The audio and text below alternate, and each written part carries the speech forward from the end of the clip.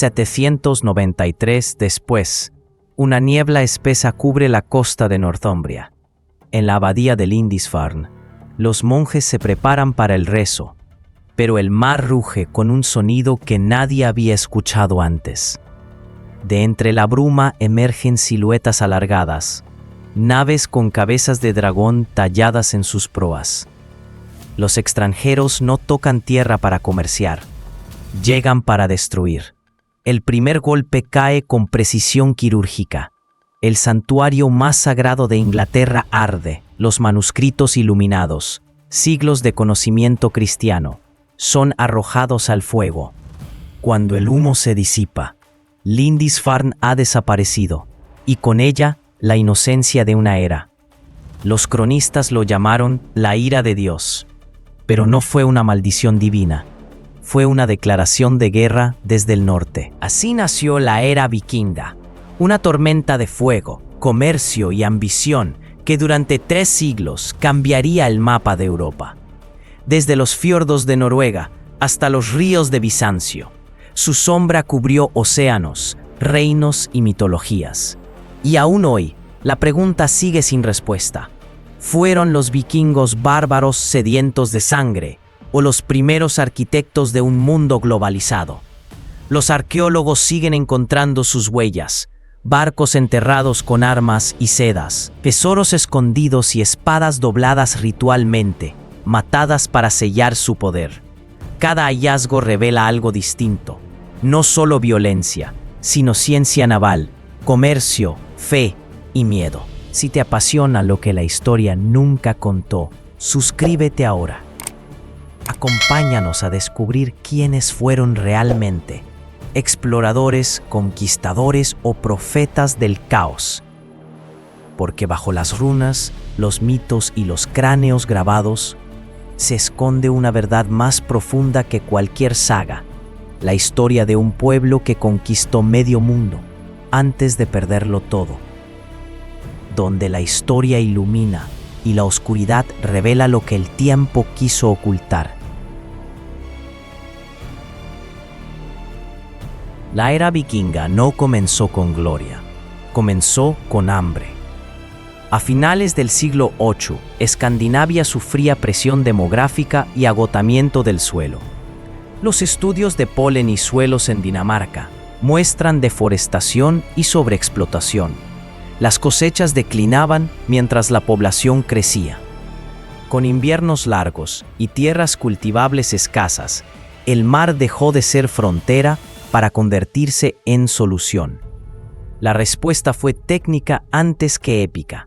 El longship, dracar, casco clinker de tablones de roble, remaches de hierro, calado mínimo, podía cruzar el oleaje del Atlántico y al mismo tiempo remontar ríos someros para golpear donde nadie lo esperaba.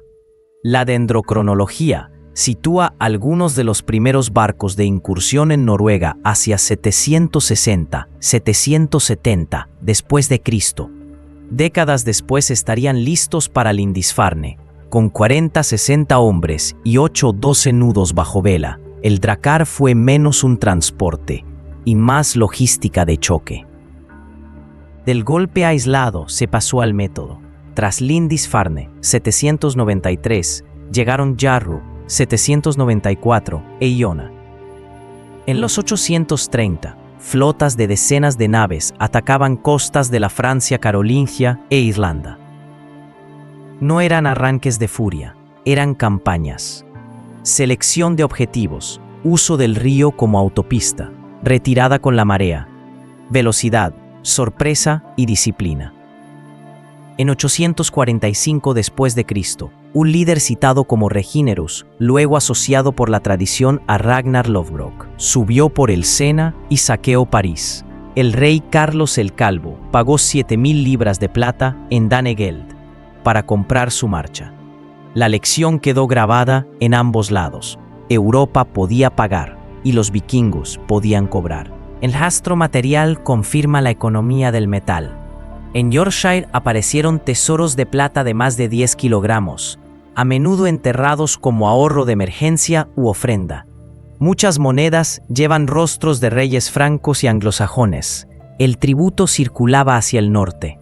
En Hedeby, actual Alemania, balanzas y pesas de precisión revelan una contabilidad al gramo.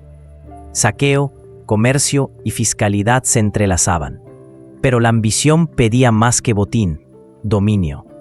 En 865 llegó a Inglaterra la gran armada pagana, varios miles de guerreros. Tomaron York, 866, y ejecutaron al rey Edmund de East Anglia, 869. En Repton, Derbyshire, una fosa común con al menos 264 hombres, muchos con heridas violentas, y ajuares de armas confirma la escala del choque. Los isótopos dentales muestran orígenes diversos por toda Escandinavia. Fue una coalición internacional, no una disputa local. Aparecen entonces los nombres que mezclan crónica y saga. Ragnar Lothbrok, borderline entre mito e historia, y sus supuestos hijos Ivar el Deshuesado, Halfdan Ragnarsson, Bjorn Ironside. El apodo de Ivar podría aludir a una condición ósea. Lo incuestionable es su táctica, maniobra, terror, control de rutas. Su liderazgo alteró el equilibrio de poder en Inglaterra. En apenas unas décadas, la cultura que había convertido la escasez en ingeniería transformó la redada en sistema.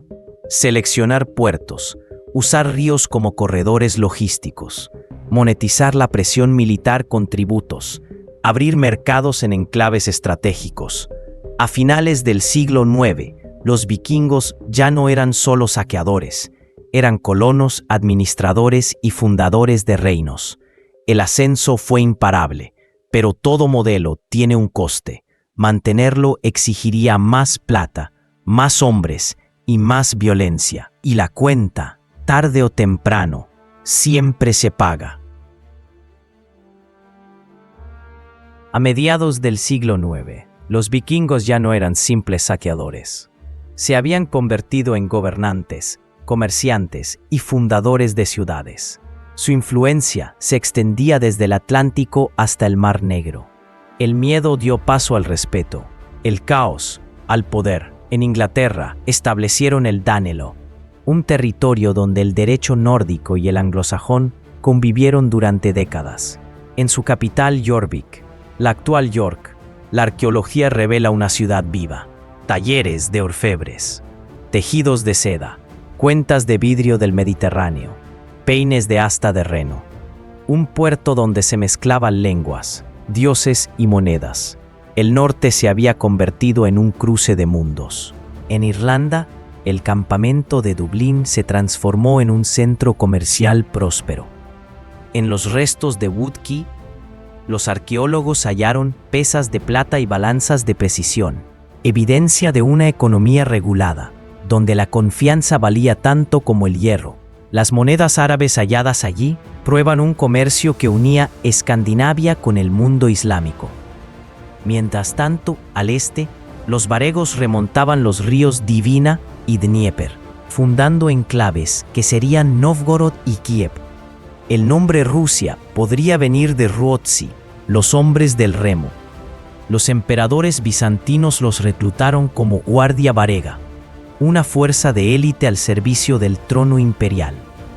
Su reputación se pagaba con oro y con sangre. Pero no todo era guerra. Su cultura también floreció. La tumba de Oseberg, en Noruega, reveló una embarcación ceremonial tallada con una precisión que aún asombra a los arqueólogos. Los Eddas, compilados siglos después, conservaron su mitología: Odín, Thor, Loki y el fin del mundo, el Ragnarök. Los versos de los escaldos no eran solo poesía, eran memoria, religión y poder. Incluso sus armas hablaban de esa mezcla entre arte y tecnología. Las espadas Ulfbert, con acero de pureza excepcional, superaban en calidad a casi todas las de su tiempo.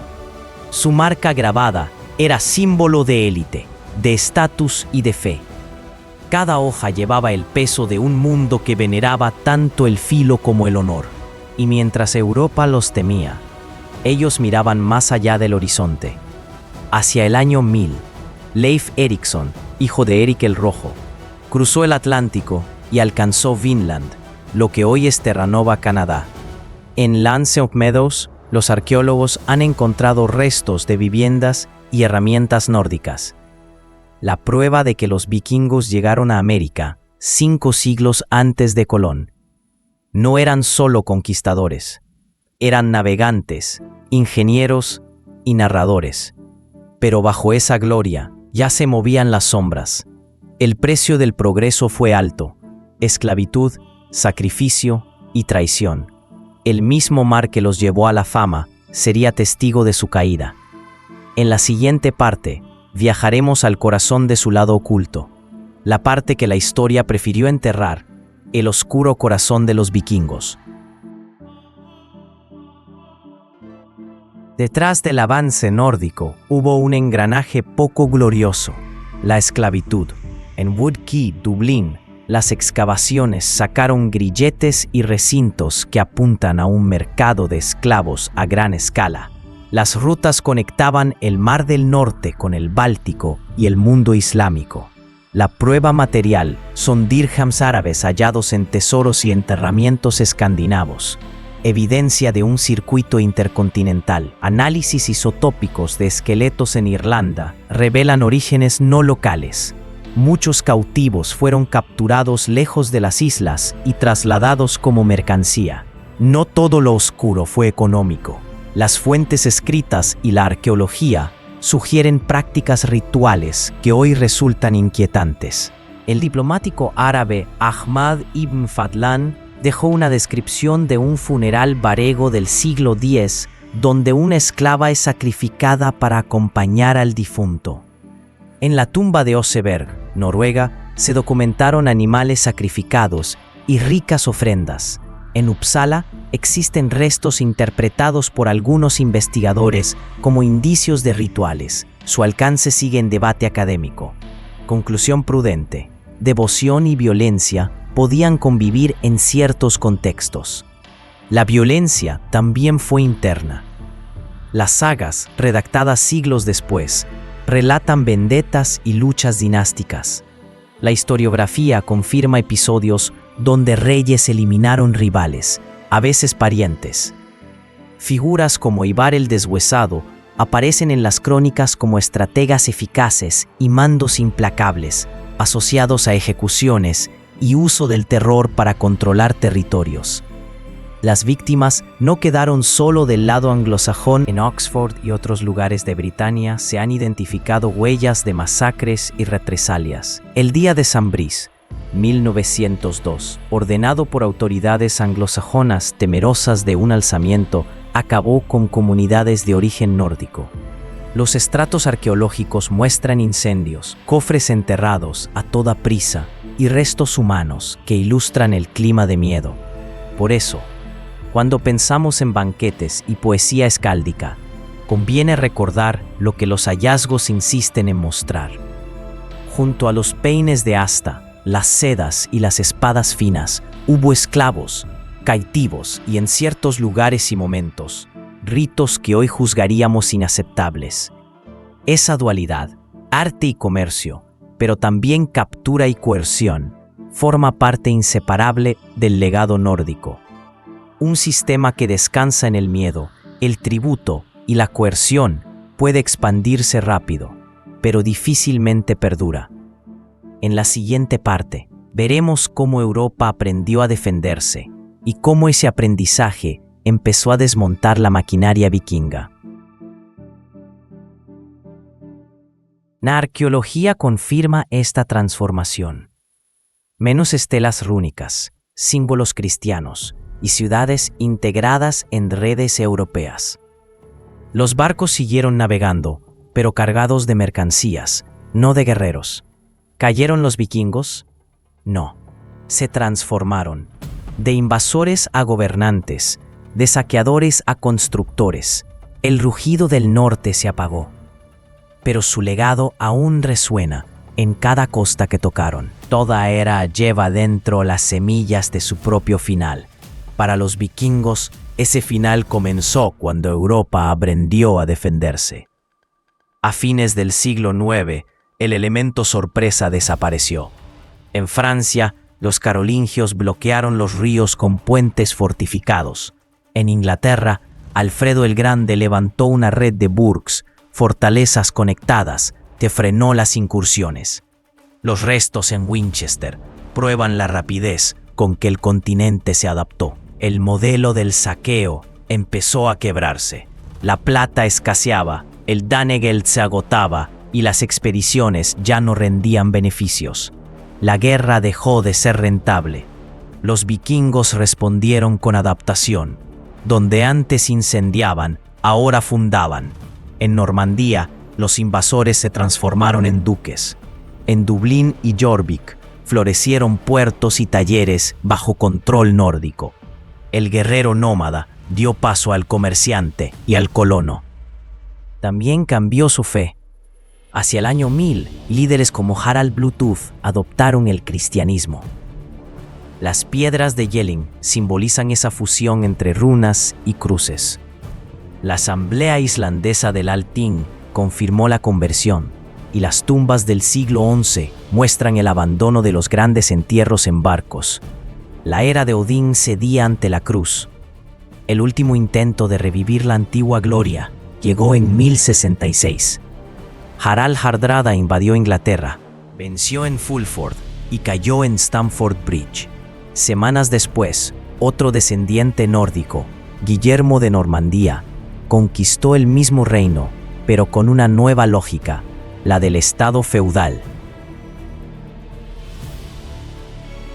Han pasado más de 1000 años y los vikingos siguen proyectando una sombra inmensa sobre la historia.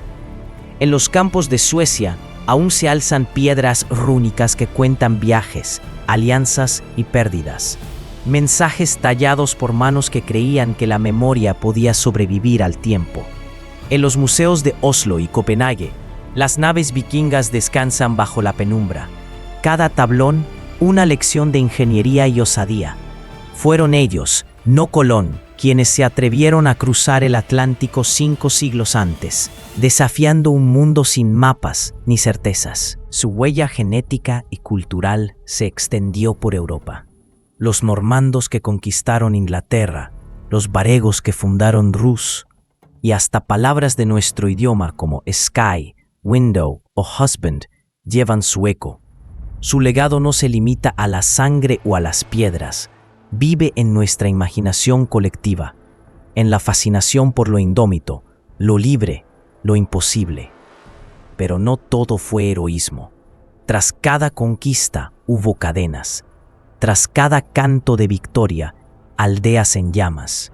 Esa mezcla de ingenio y brutalidad nos recuerda algo esencial, que incluso las civilizaciones más brillantes pueden perderse en su propio poder. Los vikingos fueron exploradores y poetas, pero también guerreros y esclavistas. Crearon rutas comerciales que unieron continentes y al mismo tiempo fronteras de miedo que dividieron pueblos. Su historia es un espejo incómodo que refleja tanto nuestra capacidad de crear como nuestra tendencia a destruir. Desde el siglo XXI, su legado deja 3 lecciones claras. 1. El poder sin límites siempre se vuelve contra quien lo ejerce. 2. Toda expansión tiene un precio humano. 3. El progreso no siempre significa civilización. Hoy, como ayer, la línea entre el avance y la barbarie sigue siendo frágil. Así que cuando escuches nombres como Odín o Thor, o veas un casco con cuernos en una serie, un mito, por cierto, que nunca existió, recuerda que detrás del mito hay porque el verdadero legado de los vikingos no está en sus espadas ni en sus barcos, sino en la pregunta que aún nos persigue. ¿Cuándo termina la gloria y cuándo comienza la oscuridad? Esa pregunta sigue viva en cada civilización que asciende y cae, en cada sociedad que confunde fuerza con justicia, porque ningún imperio muere del todo.